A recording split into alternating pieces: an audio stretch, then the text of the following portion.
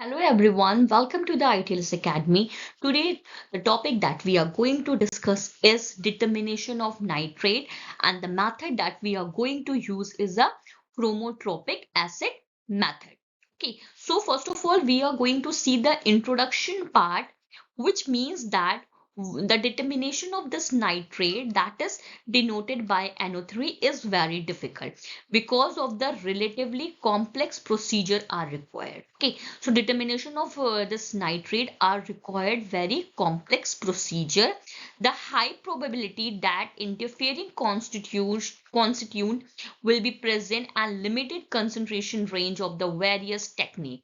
Okay, so why it is complex? Because of interfering constituents are present and the probability are very high, and also a very limited concentration range of various technique for the determination of this nitrate.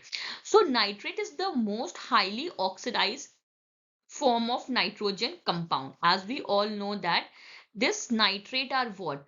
Nitrate are the highly oxidized form of this nitrogen. Commonly, it is present in a natural water. Significant source of nitrates that are chemical fertilizer, decay, vegetables, animal matters, domestic effluents, sewage sludge, disposal to the land, industrial discharge, le leachates from refuse dump, atmospheric washout. So they are what? They are the basic source. Okay. Significant source are what? Chemical fertilizer, decay vegetable, animal matter, domestic effluent, sewage sludge, disposal to the land, industrial discharge, leakage from the refuse dumps, and atmospheric washout. And the common this nitrate are what? The highly oxidized form of the nitrogen compound, and commonly it is present in where? In natural water. So it is totally depend upon the situation. These sources can be contaminated the stream, river, lake, and groundwater.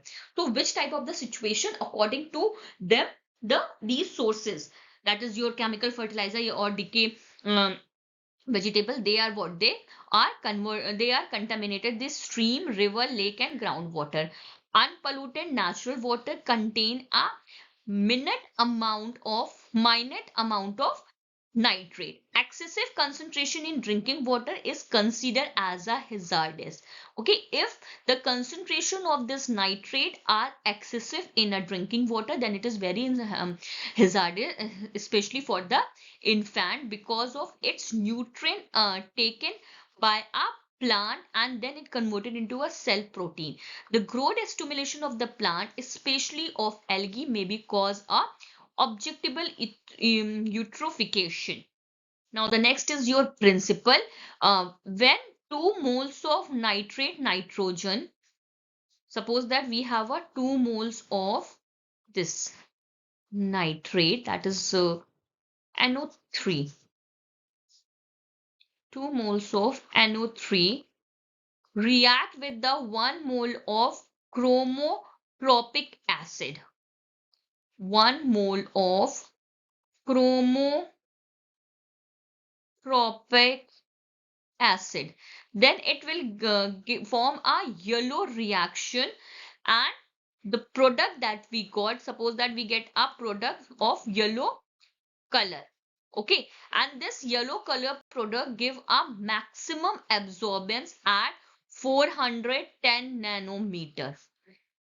At this nanometer, it give a maximum absorbance. Okay, now the next is your interference. Which thing can interfere in the reaction? That is your residual chlorine, certain oxidant, nitrites yield yellow color with a chromotropic acid, addition of sulfide, and when we add a sulfide, then it will remove the interference from a residual chlorine or oxidant. Okay, residual chlorine, certain oxidant, and nitrate in yellow color are act as a interference. But when a sulfide are added, then it remove the residual chlorine and the oxidant, and urea are convert in the nitrate into a nitrogen gas. So we use two things, one is your sulfide and one is urea for the removal of the interference. And here the minimum detectable quantity is about 50 milligram of nitrate nitrogen per liter. So here we use two apparatus for this experiment. The first one is your spectrophotometer and the second one is your photometer. Okay, when we use a spectrophotometer, then its wavelength should be 410 nanometer and with a line of path of 1 centimeter or longer. Photometer have a maximum transmitters at 410 nanometer and having a light path of 1 centimeter or longer and equipped with a violet filter. So here in this experiment we use two operator. One is your spectrophotometer and one is your another one is your photometer. When we use a spectrophotometer, then its wavelength should be 410 nanometer and light pathway of 1 centimeter or sometime even longer. Photometer having a maximum transmittance at 410 nanometer and light path of 1 centimeter or sometime longer and equipped with a violet filter. Now the next is your reagent used in this experiment. Here the first reagent that we use is a nitrate free water. And how we prepare it?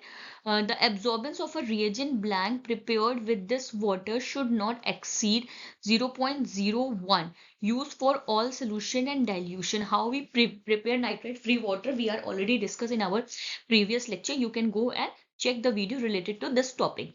Stock nitrate solution. For this, first of all, we dry the potassium nitrate in a hot air oven at 132 degrees Celsius for 24 hours. Okay. Then after that we take 0.7 to 1.8 gram of this dry potassium nitrate and dissolve into a 1000 ml of distilled water, and then we add a 2 ml of chloroform per liter into it for the preservation purpose. That means that 1 ml is equal to 100 microgram of nitrate nitrogen.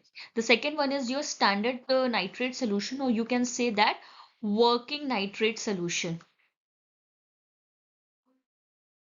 For this, first of all, we take a 50 ml of the stock nitrate solution and it will be dissolved into a 450 ml 450 ml of water, or make up a volume of 500 ml to get a standard solution of 100 ml equal to 10 microgram nitrate nitrogen. The next reagent is second reagent is your sulfide urea reagent. For this, we have to take a 5 gram of urea, 4 gram of anhydrous sodium sulfide and dissolve into a 1000 ml of distilled water. Next reagent is your antimony reagent. For this, we have to take a 500 milligram of antimony metal.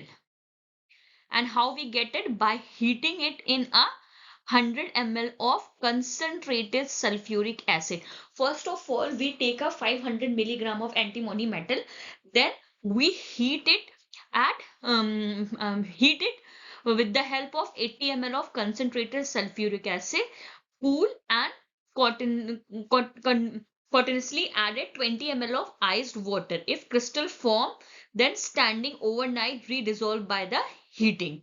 Now the next reagent is your chromotropic acid reagent. For this, first of all, we take a 100 milligram of purified chromotropic acid and it will be dissolved into a 100 ml of concentrated sulfuric acid, and it should be stored inside the brown bottle, and this solution are prepared for every 2 weeks. Okay, a colorless reagent solution signify the absence of nitrate contamination from the sulfuric acid. Next is your sulfuric acid. It should be a concentrated nitrate free. Okay, next is your procedure. Procedure, we have to prepare a standard in the range of 0.10 to 5 milligram per liter by diluting 0, 1, 5, 10, 25, 25, 40, 50 ml of standard nitrate solution into a 100 ml with water. If applicable, then amount of suspended matter is present. Filter suitably, then pipe a 2 ml portion of the standard nitrate solution sample and a water blank into a dry 10 ml of volumetric flask. To each flask, we have to add a 1 drop of sulfide urea reagent and then place a flask into a tray of cold water. The temperature of that cold water is in between the 10 to 20 degrees Celsius, and then we have to add a 2 ml of antimony reagent. See, after cooling, you have to add an antimony reagent. Swill flask during the addition of each reagent after about 4 minutes in the bath. Then after that, you have to add a 4 ml of chromotropic acid reagent and stand in cooling bath by for a 3 minute. Now the next is your add a concentrated sulfuric acid so that the volume should near 10 ml. Stopper the flask and mix up by inverting each flask 4 times. Let it stand for a 45 minutes at room temperature and then adjust the volume 10 ml with the help of concentrated sulfuric acid. Perform silent mixing very carefully and gently so that gas bubble should be avoided. And then you have to take a absorbance at 410 nanometer between 15 minutes and 24 hours after last volume adjusted. Use nitrate free water in the reference cell of all the spectrophotometer. So this is about the procedure of this experiment. Now next is your calculation and the last. So here the nitrate nitrogen is equal to microgram of nitrate nitrogen in 10 ml final volume, which is divided by volume ml of sample taken for the test. This is the calculation. Okay, so this is all about the today's experiment. I hope you will understand, but if you have any query related to this topic, you can ask me in a comment box, or you can follow the ITLS Academy on different platforms, that is Instagram, Facebook, Twitter, YouTube, WhatsApp, LinkedIn, and subscribe our channel ITLS Academy on YouTube and get our app from a Google Play, or you can also ask your query to the helpline number that are already mentioned in your slide, that is 7080833450. Visit our website www.itlsacademy.com. Thank you for watching. Please like, share, and subscribe our channel.